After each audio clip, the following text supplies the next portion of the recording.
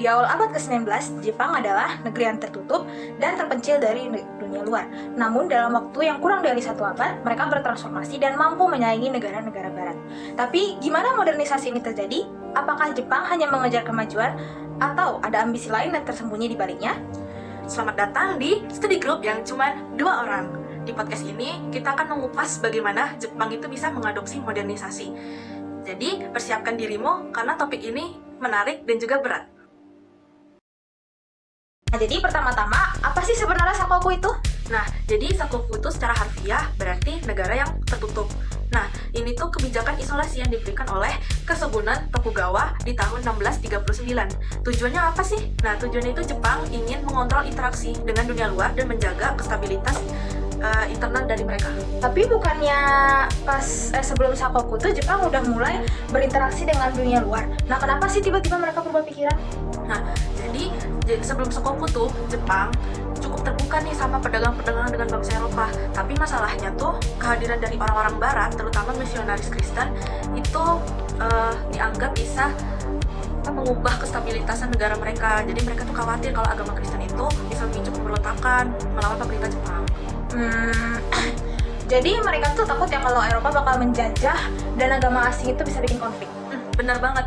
Nah, selain itu Jepang tuh juga mau melihat nih negara-negara Eropa yang menjajah wilayah lain kayak Spanyol sama Portugis yang menginvasi beberapa negara Asia. Mereka itu nggak mau kalau negara mereka tuh juga menjadi salah satu negara yang dijajah sama mereka.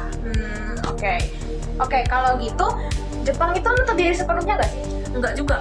Karena walaupun Jepang tuh secara resmi tertutup, mereka tuh tetap melakukan perdagangan gitu sama negara-negara Eropa kayak Belanda, terus ada Cina sama Korea juga. Nah, tapi semua perdagangan itu tuh dikontrol sama pemerintah Jepang. Menarik banget nih. Nah, kira-kira ada nggak sih dampak positif dari diberlakukannya politik Sakoku? Ada dong, misalnya itu kayak Jepang tuh mengalami periode yang sangat stabil di bawah pemerintahan Tokugawa.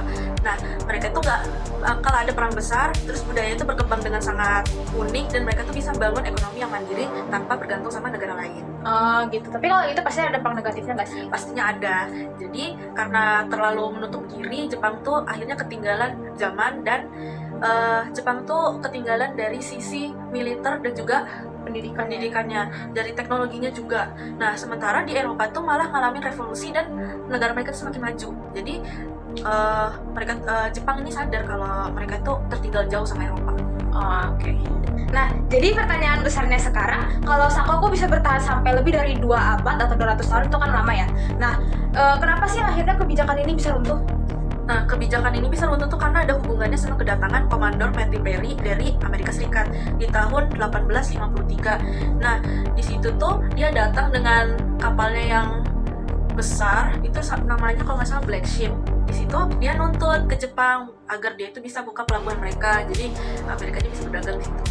Oke. Nah, itu pasti agak mengejutkan sih ya buat Jepang yang waktu itu kayak hidupnya terisolasi. Iya. Pokoknya itu betul banget yang kamu bilang tadi. Jadi Jepang tuh sadar kalau mereka tuh nggak bisa terus-terusan buat nutup diri mereka. Akhirnya pada tahun 1854 mereka tuh menandatangani konvensi Konagawa yang mengakhiri Sakoku dan membuka Jepang ke dunia luar. Oke. Jadi dalam sekejap Jepang yang udah tertutup selama 2 abad tiba-tiba harus mengejar ketertinggalan mereka. Itu pasti susah banget gak sih? Pastinya benar banget.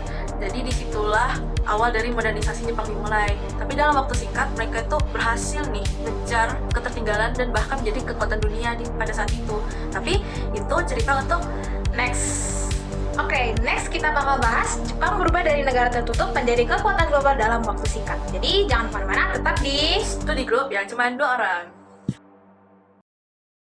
Selain dari tekanan dari Amerika, ada nggak sih alasan lain kenapa Jepang tuh akhirnya membuka diri? banyak. Nah, salah satunya itu mereka ngelihat negara-negara lain kayak Cina yang kalah dalam perang candu melawan Inggris. Jadi Jepang itu nggak mau mengalami nasib yang sama. Jadi setelah Komandor Perry itu datang dan Jepang mulai buka diri, apa sih yang terjadi sama pemerintahan Tokugawa? Nah, singkatnya pemerintahan Tokugawa tuh tersingkir. Jadi banyak samurai dan rakyat yang pas itu ngerasa kalau Shogun Tokugawa tuh nggak becus melindungi Jepang. Nah, jadi mereka tuh mulai mempertanyakan, nah kalau Shogun aja nggak bisa menjaga negara, kenapa kita harus tunduk sama mereka gitu. Oh, jadi tuh kayak mulai muncul benih-benih revolusi dari mereka gitu ya? Benar banget. Nah, jadi pas tahun 1868 itu ada perang lah antara pendukungnya Shogun dan pendukungnya Kaisar. Nah, hasilnya Shogun itu kalah dan Kaisar naik tahta. Nah, ini tuh jadi perubahan besar pas zaman itu. Tapi sebentar, ini kaisar yang mana nih? Soalnya selama era Tokugawa, kaisar itu kan lebih banyak jadi simbol. Betul. Nah, jadi pas itu kaisar yang berkuasa itu Kaisar Meiji. Nah, jadi pas masih muda dia tuh dianggap sebagai simbol perubahan. Pas tahun 1868 pas terjadi revolusi politik besar-besaran yang dikenal sebagai restorasi Meiji, kekuasaan Shogun itu dicabut dan pemerintahan itu dialihkan ke tangan Kaisar Meiji. Tapi aku masih penasaran nih, Jepang kan baru aja keluar dari era feodal. Gimana sih cara mereka itu tiba-tiba bisa beradaptasi sama dunia modern?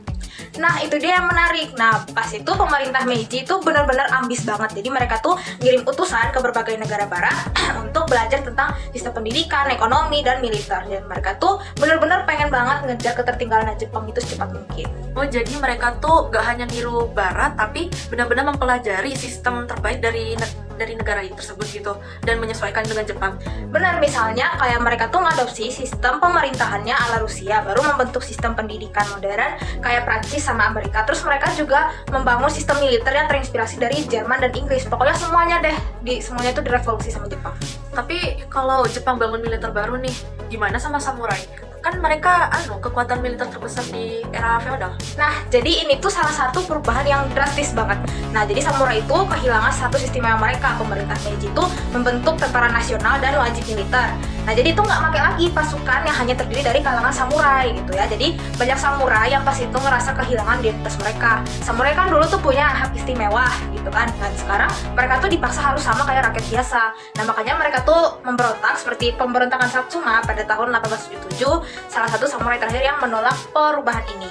Oh, jadi bagaimana sama ekonomi Jepangnya? Mereka pasti butuh gak sih sumber daya besar untuk melakukan modernisasi sebesar ini? Benar banget. Nah, Jepang itu mulai mengembangkan industri mereka dengan cepat. Jadi mereka tuh bangun jalur kereta api, baru membuat pabrik baja. Habis itu mereka mengembangkan teknologi dan bisnis-bisnis swasta mereka yang akhirnya berkembang besar gitu. Misalnya kayak Mitsubishi. Oh, jadi mulai terbentuk nih pola baru. Di restorasi Meiji ini juga bukan tentang modernisasi, tapi juga tentang bangun Jepang sebagai kekuatan baru di dunia. Nah, ini tuh membawa kita ke pertanyaan terbesar berikutnya nih. Setelah Jepang berhasil modernisasi diri, apa sih langkah selanjutnya? Jepang itu dia nggak puas hanya menjadi negara modern, guys. Jadi mereka tuh pengen jadi kekuatan global gitu, dan inilah yang bawa kita ke perang-perang besar Jepang kayak perang Sino-Jepang, baru tuh perang Rusia-Jepang. Wah, jadi dalam waktu kurang dari 50 tahun nih ya, Jepang tuh bisa berubah dari negara feodal ke negara yang modern banget. Gila sih, secepat itu. Jadi setelah lebih dari 200 tahun diisolasi, Jepang tuh gak hanya nyusul dunia barat, mereka tuh malah justru berusaha buat nyenggin mereka.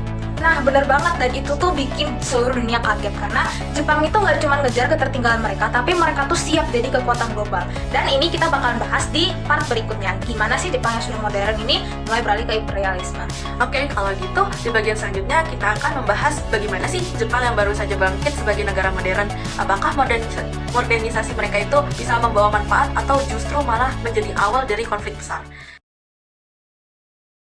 Oke, kita sekarang ke pertanyaan pertama. Kenapa Jepang tiba-tiba jadi ekspansionis? Nah, karena itu mereka sadar kalau mau sama negara-negara barat gitu mau sejajar, mereka tuh butuh sumber daya alam dan wilayah-wilayah baru. Oke, tapi sebelum masuk ke Indonesia, Jepang kan udah mulai ekspansi di tempat lain. Nah, itu kira-kira dimulai dari mana sih? Awalnya tuh mereka mengincar Korea sama Manchuria nih. Cuma ini tuh memicu perang Sino-Jepang melawan dinasti Cina, dan di situ tuh Jepang menang. Wow, keren banget gak sih? Mereka tuh bisa ngelawan Cina yang lebih besar. Iya, dan ini tuh bikin satu dunia tuh kaget. Terus mereka tuh lanjut perang nih. Kali ini perangnya lawan Rusia di tahun 1904. Di perang ini mereka tuh menang lagi. Wow, keren banget. Nah, jadi ini kita udah bahas kan Jepang yang dari negara tertutup menjadi negara modern dan ekspansionis. Nah, sekarang kita masuk nih ke bagian yang dekat sama sejarahnya kita. Gimana caranya Jepang tuh bisa masuk dan akhirnya menjadi Indonesia? Nah, ini tuh merupakan bagian yang sekaligus kelam dalam sejarah kita. Jadi Jepang tuh masuk ke Indonesia bukan sebagai penyelamat, tapi mereka malah menjajah bangsa kita, menggantikan Belanda. Kenapa sih Jepang itu tertarik buat datang ke Indonesia? Jadi di alasan utamanya itu pastinya sumber daya alam Indonesia dong.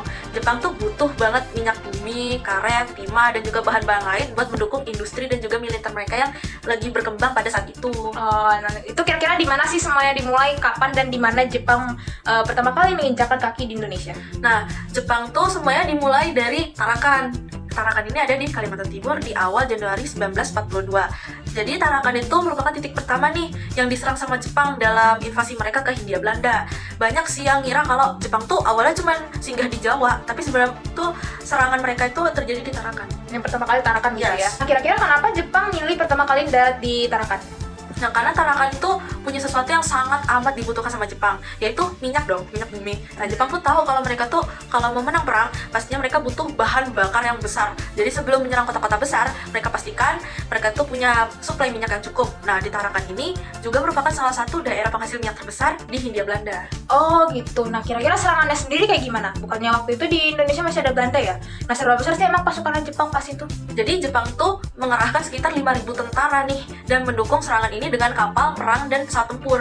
Nah, sementara itu pasukan Belanda yang bertahan di Tarakan itu jumlahnya sedikit, cuma sekitar 1.300 orang. Nah, di sini tuh Belanda bukan cuma kalah jumlah, tapi juga kalah strategi nih sama Jepang. Jepang tuh nyerangnya dari laut dan udara secara bersamaan. Jadi itu bikin pasukan Belanda kewalahan dong. Kewalahan, iya bener sih. Wah gila ya, Jepang ini ngeri banget ya ternyata. Terus yang bikin menarik tuh ya, Jepang dengan propaganda Asia untuk Asia. Nah, mereka tuh bilang, mereka tuh datang untuk membebaskan Indonesia dari penjajahan Belanda. Nah, mereka tuh nyoba buat dapetin simpati gitu dari rakyat Indonesia. Tapi pada kenyataannya Jepang itu malah menjajah dengan cara yang lebih amat kejam gitu dari Belanda. Nah, Jepang tuh juga pasti itu nguras habis lah ya sumber daya Indonesia, kayak minyak, karet, semuanya pasti diambil semua lah buat kepentingan perangnya mereka gitu kan. Dan akhirnya rakyat Indonesia pasti itu menderita banget gak sih? Pastinya. Nah, jadi selain eksploitasi sumber daya, Jepang itu masyarakat juga buat romusa ya kan, kerja paksa tanpa dibayar di proyek-proyeknya mereka gitu kan. Nah, tapi kan katanya nggak lama setelah itu keadaannya mulai berbalik nih. Nah, kira-kira kapan ada titik baliknya? Nah, titik baliknya itu tepatnya di tahun 1945. Di situ Jepang tuh mulai kalah perang nih sama Amerika, karena Amerika itu menjatuhkan bom atom ke Hiroshima dan Nagasaki. Dua daerah itu merupakan daerah dari Jepang. Nah, di situ Jepang tuh menyerah tanpa syarat. Oh, dan itu membuka jalan buat Indonesia merdeka gitu ya, kayak yang kita pelajarin di sejarah-sejarah sebelumnya gitu kan ya. Ya, tepat banget. Nah, karena di situ Jepang sudah menyerah tanpa syarat nih, akhirnya Indonesia mengambil kesempatan tersebut untuk segera memproklamasikan kemerdekaan Indonesia di tahun 17 Agustus 1945. Nah, jadi gitu tuh ceritanya. Awalnya Jepang dari negara yang tertutup banget jadi negara modern dan akhirnya menjajah bangsa-bangsa lain. Menarik banget nggak sih? Pastinya menarik dong. Masa nggak menarik? Ya kan, Man? Oke, see you next time. Dadah.